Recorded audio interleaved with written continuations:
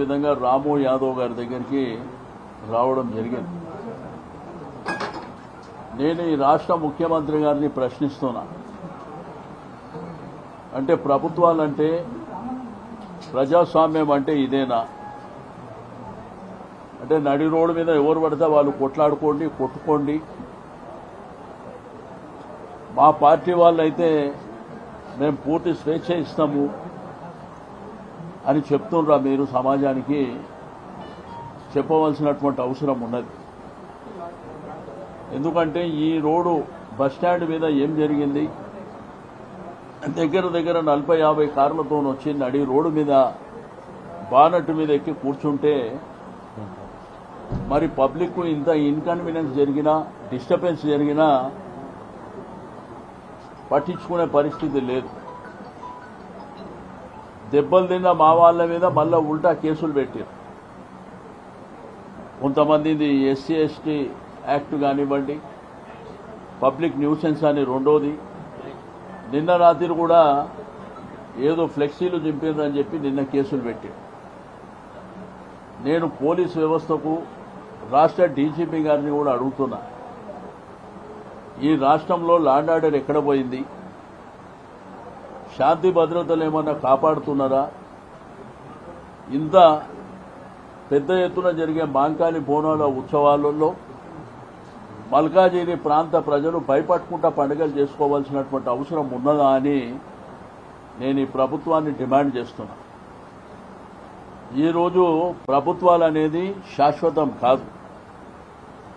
ప్రభుత్వాలు వస్తుంటాయి, పోతుంటాయి.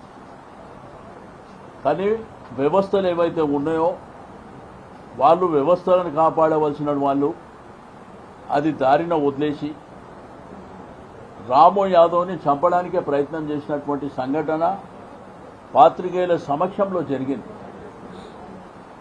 ఆ తర్వాత పోలీస్ స్టేషన్కు వందల మంది కాంగ్రెస్ పార్టీ నాయకులు పోలీస్ స్టేషన్ కూర్చుందనుకుంటా పోలీస్ స్టేషన్లకు లోపలిపోయినా వాళ్ళని ఏమనే పరిస్థితిలో లేదు. అంటే ఈ రౌడీయిజం, గుండాయిజం అనేది ఈ రాష్ట్రానికి మంచిదా? ఒక్కసారి ప్రభుత్వం, ముఖ్యమంత్రి గారు ఆలోచించుకోవాల్సినటువంటి అవసరం ఉన్నది. మేమందరం బీసీ నాయకులము, మేమందరం ఇక్కడికి వచ్చింది ఇక మీదట ఈ రాష్ట్రంలో ఏ బీసీ నాయకుడి మీద ఎటువంటి దాడులు, అగత్యాలు జరిగినా కానీ మేమందరం అక్కడ ఉంటాం, మీరందరూ ధైర్యంగా ఉండాలని చెప్పి నేను ఈ సందర్భంగా తెలియజేస్తా ఉన్నాను. ఇదేమి పద్ధతి? అసలు ఈ ఒక శాంతియుతమైనటువంటి వాతావరణంలో ఉండే మల్కాజిగిరిలో ఈ దౌర్జన్యకాండ, వ్యక్తులని టార్గెట్ చేస్తూ, మనుషులను టార్గెట్ చేస్తూ, రాజకీయాలలో గెలుపు ఓటమి అనేది సర్వసాధారణం. ఇప్పుడు మరి రాజశేఖర్ గారు గెలిచిండ్రు, ప్రజలు అభిమానించారు, ఆదరించారు. కార్యకర్తల అండదండలు, బలము, మా కార్పొరేటర్ల బలం ప్రజలు కూడా ఆదరించారు, గెలిచాడు. ఆయన ప్రజల మధ్యన ఉండి ఆయన కార్యక్రమాలు చేసుకుంటూ ముందుకెళ్తూ, మా కార్పొరేటర్లు కూడా అదే పద్ధతిలో పనిచేసుకుంటూ పోతున్నారు. అసలు బోనాల చెక్కుల పంపిణీ అనేది ఈ భారతదేశ చరిత్రలో ప్రవేశపెట్టింది కేసీఆర్ గారు. పండుగల పూట బోనాలు చేసుకున్నటువంటి వాళ్ళు బ్రహ్మాండంగా చేసుకోండి, చందాలు వసూలు చేయకండి, ప్రజల దగ్గరికి, ఆఫీస్ షాపుల దగ్గరికి పోయి వసూలు చేయకండి, ప్రభుత్వమే మీకు ఆర్థిక సాయం చేస్తుందని ప్రవేశపెట్టినాం మేము. మీరు కొనసాగిస్తున్నారు, సంతోషం. కానీ ఇదేంది? మమ్మల్ని ప్రజలు ఓటేసి ఎందుకు గెలిపించారు? అంటే ప్రోటోకాల్ అక్కర్లేదా? అంటే ముఖ్యమంత్రి గారు కూర్చొని ఉంటే మేము పోయి నువ్వు ఆ సీటు మీద పక్కన జరిగిపో, మేము కూర్చుంటామంటే బాగుంటుందా? ఎవరికైనా ప్రోటోకాల్ అనేది ఒక గౌరవప్రదమైనటువంటిది. మా ఎమ్మెల్యే గారు, మా కార్పొరేటర్లు అక్కడ పోయే వరకే వేరే వాళ్ళు అక్కడ కూర్చోరు. అక్కడ వచ్చినటువంటి ప్రభుత్వ విప్పు బీర్ల ఐలయ్య గారు కూడా చెప్పింది ఎమ్మెల్యే గారికి, కార్పొరేటర్లకు ఆ ప్లేస్ ఇవ్వండి అని చెప్పిండు వాళ్ళందరి ముంగట్నే. అయినా ఇవ్వకుండా మేము ఓడిపోయినామని వీళ్ళ మీద దౌర్జన్యం చేసి చంపేటువంటి ప్రయత్నం జరుగుతుందంటే ఎవరు ఊరుకునే సమస్య ఉండదు. కొట్లాడుకునుడు, కొట్లాటనే పరిష్కారం అంటే టీఆర్ఎస్ పార్టీ ఎప్పుడైనా బీఆర్ఎస్ పార్టీ సిద్ధంగా ఉంటుంది. ఎందుకంటే ఉద్యమం నుంచి వచ్చినటువంటి పార్టీ. కాబట్టి దయచేసి నేను కోరుకునేది ఒకటే, ప్రజలు ఒక శాంతియుత వాతావరణంలో ప్రశాంతమైనటువంటి జీవితం గడుపుతున్నటువంటి ఈ ప్రాంతంలో మరి ఈ గుండాయిజాలు, రౌడీజాలు, దౌర్జన్యాలు, కొట్టడము, తిరిగి మళ్ళా కేసులు పెట్టడం, పోలీస్ వ్యవస్థ కూడా దెబ్బలు తిన్న వాళ్ళ మీద, ఇబ్బంది పడ్డ వాళ్ళ మీదనే కేసులు పెట్టడం, మరి ఈ విధమైనటువంటి మరి పద్ధతి వాళ్ళ మాన్యువల్లో ఎక్కడుందో నాకు అర్థం కాలే. కానీ ఇక మీదట ఇవి సాగవు. ఇక మీదట ఇదే విధంగా కొనసాగిస్తే తప్పకుండా చట్టసభలు ఉన్నాయి, చట్టసభల్లో ఫైట్ చేస్తాం, అవసరం అనుకుంటే న్యాయ పోరాటం చేస్తాం. కాబట్టి విఘ్నులైనటువంటి మల్కాజిగిరి ప్రజలు ఆలోచించుకోవాలి, ఇది మన సాంప్రదాయమా, మన పద్ధతులా? మనం ఒక 70-80 సంవత్సరాల నుంచి మల్కాజిగిరి గ్రామంగా ఉన్నప్పటి నుంచి ఇప్పుడు పట్టణంగా హైదరాబాద్ సిటీ సెంటర్లో వచ్చినటువంటి వాతావరణంలో దీన్ని ఎవరన్నా సమర్థిస్తారా? ఒకసారి ప్రజలు ఆలోచన చేసుకోవాల్సినటువంటి అవసరం ఉన్నది.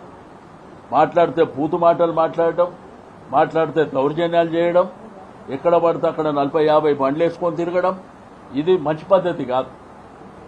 ప్రజలకు ఇన్కన్వీనియన్స్ అయ్యేటువంటి అంశాలని, ఓకే రాజకీయాలలో ఎట్లుండాలి, స్పోర్టివ్గా ఉండాలి.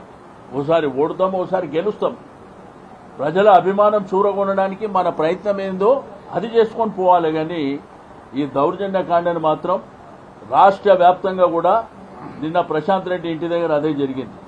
సికింద్రాబాద్ అసెంబ్లీ నియోజకవర్గంలో బోనాల చెక్కులప్పుడు అక్కడ అదే గొడవ సృష్టించారు, కుక్కడపల్లిలో అదే గొడవ సృష్టించారు. ఇదేమైపోయింది? మితిమీరిపోయి. ఈ మితిమీరిపోయినటువంటిది ముఖ్యమంత్రి గారు ఆలోచన చేసుకోవాలి.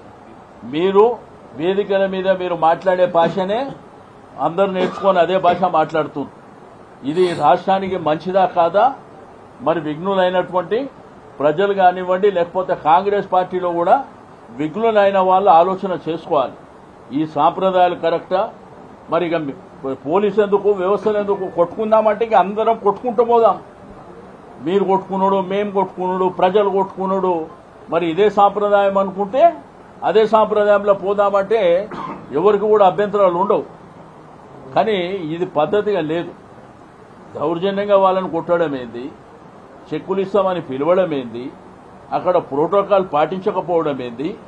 మరి ఈ విధంగా దౌర్జన్యం. ఇప్పుడు రాజశేఖర్ గారు ఎమ్మెల్యే గెలిచిర్రు, సరే మీ ప్రభుత్వం వచ్చిండొచ్చు అంటే ఆయన ప్రోటోకాల్ ఉండదా? మా కార్పొరేటర్లు ఉన్నారు, ప్రోటోకాల్ ఉండదా? ఇప్పుడు మా కార్యకర్తలు, మా నాయకులు, మా మాజీ కార్పొరేటర్లు ఒకే వేదిక మీద ఎక్కద్దంటే ఎక్కరు. అది ప్రోటోకాల్ కాదు. కాబట్టి అది పాటించవలసినటువంటి అవసరం ఉన్నది. ఏదైనా కానీ ఇక మాకు అధికారం శాశ్వతం, మేము ఏదైనా చేయగలుగుతాం అనుకుంటే ఇక మీ కర్మ, మిమ్మల్ని ఎవరు కాపాడలేరు. తప్పకుండా భవిష్యత్తులో ప్రజలు అన్నీ నిర్ణయిస్తారు. కాబట్టి ఈరోజు మా టీం అంతా అందరి దగ్గరికి వెళ్ళినాం, పరామర్శించినాం, వాళ్ళకి ధైర్యం చెప్పినాం. మేము ప్రజలకు కూడా ధైర్యం చెప్తున్నాం, మీరు పండుగలు ప్రశాంతంగా జరుపుకోండి. ఇవన్నీ జరుగుతూనే ఉంటాయి, రాజకీయాలలో ఇవన్నీ నడుస్తున్నాయి. కానీ కొత్త సాంప్రదాయం వచ్చింది తెలంగాణ. ఏడబడతాడ దౌర్జన్యాలు చేయడం, ఇండ్ల మీద కొట్టడం. ఇప్పుడు మొన్న ప్రశాంత్ రెడ్డి ఇంటి మీదకి పోయి దౌర్జన్యం చేయడం. ఎక్కడ పోతున్నాము? 10 సంవత్సరాలు కేసీఆర్ గారి ప్రభుత్వం పరిపాలన చేసినప్పుడు ఏ రోజన్నా ప్రతిపక్షానికి సంబంధించినటువంటి నాయకులు ఇళ్ల మీదకి మేము పోవడం కానీ, మీటింగ్లలో గొడవ జరగడం కానీ ఏంటన్నా సాంప్రదాయం చూసిండ్రా? ఇది కొత్త సాంప్రదాయానికి నాంది పలుకుతుంది. బట్ ఇది ఏమవుతుందంటే అల్టిమేట్గా పక్క రాష్ట్రాలు కానీ భారతదేశం ముంగట మన రాష్ట్రమే అవమానాల పాలవుతుంది. వాళ్ళు కూడా రేపు చిన్న చూపు చూసేటువంటి ప్రమాదం ఉన్నది.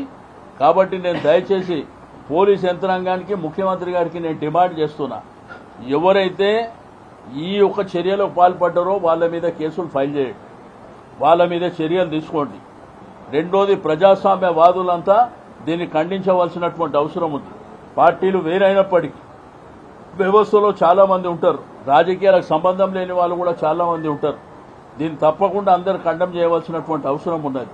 ఇక మేము కక్షలు పెంచుకుంటూ పోతాం, మనుషులను చంపేస్తాం, మనుషులని ఎక్కడ పడితే అక్కడ కొడతాం అనుకుంటే డెమోక్రసీలో ఎవరు ఒక్కోసారి రెవల్యూషన్ వచ్చిందంటే పీఠాలు కదిలిపోతే అది గమనించుకోవాల్సినటువంటి అవసరం ఉన్నదని చెప్పి నేను ఈ సందర్భంగా తెలియజేస్తా ఉన్నాను. ఇప్పుడు మా పెద్దలు వేణుగోపాలాచారి గారు శాసన మండలిలో ప్రతిపక్ష నాయకులైనటువంటి మా పెద్దలు మాజీ స్పీకర్ మధుసూదనాచారి గారు మాట్లాడినాక చాలా వివరంగా మిత్రులు శ్రీనివాస్ యాదవ్